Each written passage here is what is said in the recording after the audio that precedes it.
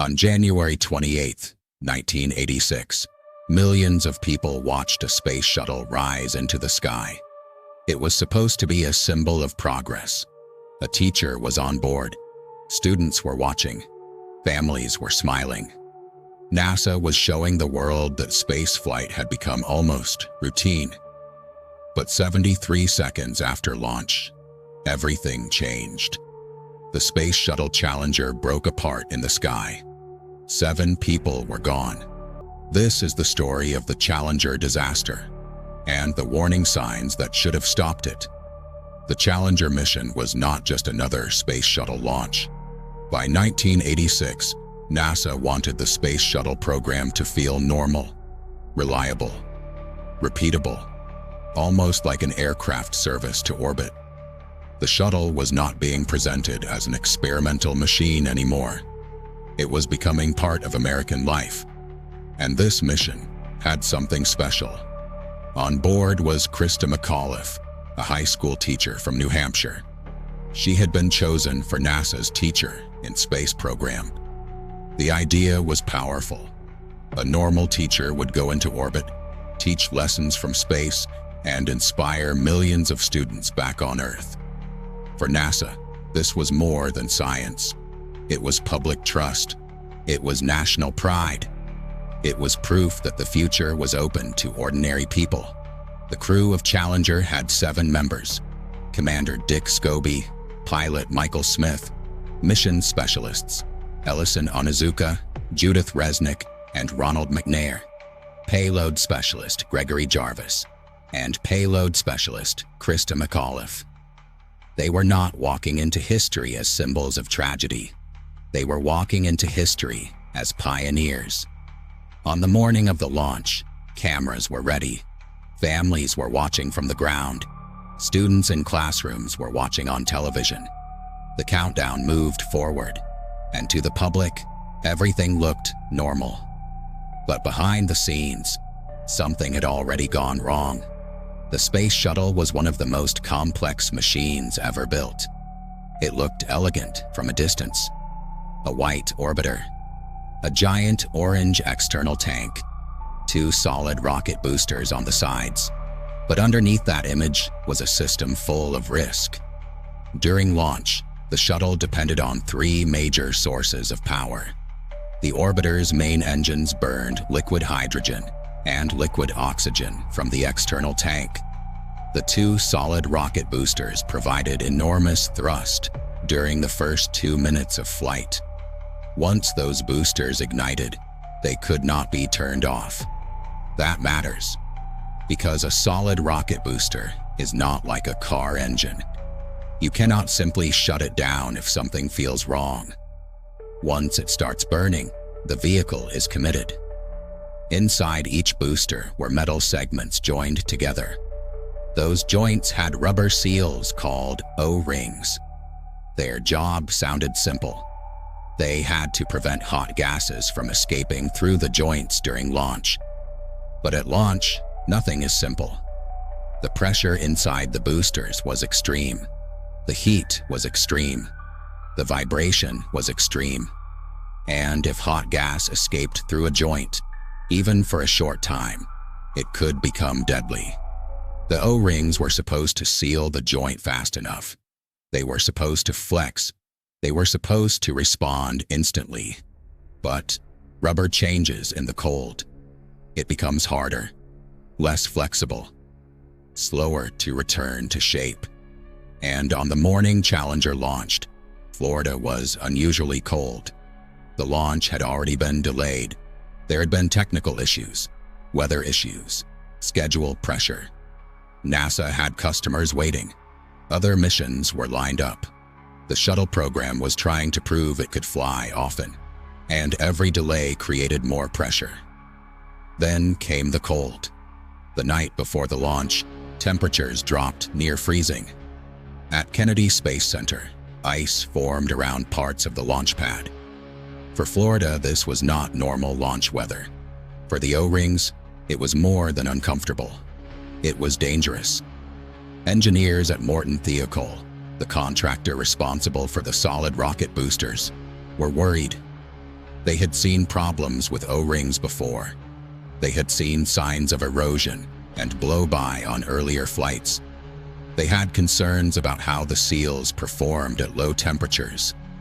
And now Challenger was sitting on the pad in the coldest conditions the shuttle had ever faced. The question was simple. Should they launch? To the public, that question had already been answered. The rocket was on the pad. The crew was ready. The cameras were ready. The country was watching. But inside conference calls and engineering discussions, the answer was not so simple. The night before the launch, engineers at Morton Thiokol raised a serious concern. The temperature was too low, and the O-rings had already shown problems on earlier flights. Engineer Roger Boisjoli and others worried that in the cold, the rubber seals might not react fast enough. If they failed, hot gases could escape from the booster joint. And if that happened, the shuttle could be destroyed. At first, the engineers recommended delaying the launch. But then the pressure started. NASA questioned the data. Managers pushed back. And the question slowly changed. It was no longer, is it safe to launch? It became, can you prove it is unsafe? That difference matters, because in spaceflight, uncertainty should stop a launch. But that night, uncertainty was treated like something that could be managed. Eventually, Morton Thiokol reversed its recommendation. The launch was approved. The warning was there. But Challenger would still fly. On the morning of January 28, 1986, Challenger lifted off. To the public, it looked perfect. The engines roared. The shuttle rose into the sky. Families watched from the ground. Students watched from classrooms. But almost immediately, something was wrong. A dark puff of smoke appeared near the right solid rocket booster joint. It was small, easy to miss, but it was the first sign that the seal had not worked properly. For a short time, the shuttle kept climbing. Everything still looked normal, but the failure had already begun. At around 58 seconds, flame became visible from the right booster. Hot gas was escaping. It burned toward the external tank and the structure holding the booster in place. The shuttle was moving at incredible speed. The forces were growing. And then, 73 seconds after liftoff, Challenger broke apart. On television, it looked like an explosion. A sudden cloud of fire and smoke in the sky. The announcer's voice changed. Mission control went silent. And millions of people realized they had just watched a national tragedy live. After the disaster, the Rogers Commission was created to investigate what happened. The physical cause pointed to the right solid rocket booster. The O-ring seals had failed. Hot gases escaped through the joint. That failure damaged the vehicle and led to the breakup of Challenger. But the investigation found something even more disturbing. The O-ring problem was not new. There had been signs before. There had been damage on previous flights. There had been warnings.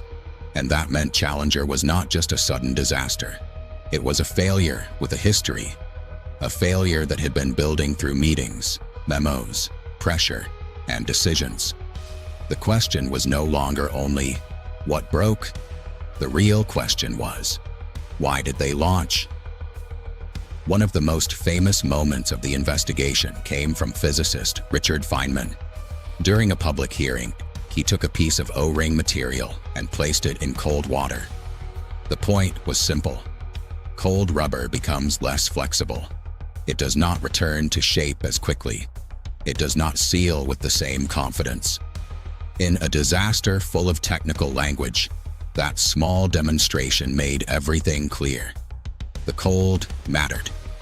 The seal mattered. And the warning had not been imaginary. It was physics. And physics does not care about schedules, pressure, or public expectations.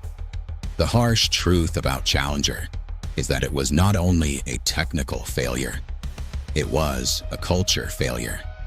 NASA was under pressure to launch more often. The shuttle was being treated almost like a routine vehicle, but it was not routine. It was still a dangerous spacecraft. And dangerous systems become even more dangerous when people start believing they are normal. That is how risk becomes accepted. One warning gets explained away. One damaged part becomes acceptable. One successful flight makes the next concern easier to dismiss. Until finally, the system runs out of luck. Nobody needed to want disaster. Nobody needed to be evil. That is not how most disasters happen. They happen when warnings are softened, when pressure builds, when stopping feels harder than continuing. And on that morning, continuing won. At the center of Challenger were 7 people: Dick Scobie, Michael Smith, Ellison Onizuka, Judith Resnick, Ronald McNair, Gregory Jarvis, and Krista McAuliffe. They were not numbers in a report. They were astronauts, scientists, teachers, parents, friends, and pioneers. They trusted the system around them. They trusted that every warning had been heard, that every risk had been faced honestly. But the people inside the shuttle could not control the meeting the night before. They could not see every memo. They could not override the pressure to launch. They were the ones who paid the final price for decisions made before they ever left the ground. Challenger still matters because it shows how disasters are often created before the final moment. The breakup happened in the sky, but the failure began on the ground, in the decision to accept risk, in the pressure to keep the schedule, in the belief that because something had worked before, it would work again. That is one of the most dangerous beliefs in any high-risk system. We got away with it last time. Those words can sound harmless, but sometimes they are the beginning of disaster. The Challenger disaster was not a mystery. It was not sabotage. It was not a conspiracy. But it was not just a simple accident either. Warnings existed. Concerns were raised. Engineers asked for caution.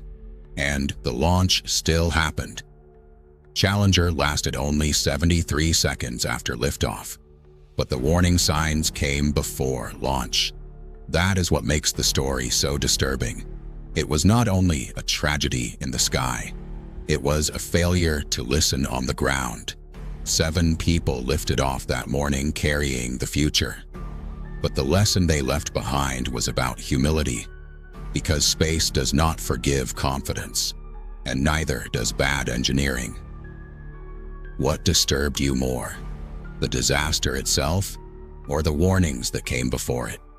Write your answer in the comments, and subscribe to Cold Room Mysteries for more real stories from the darkest places on Earth.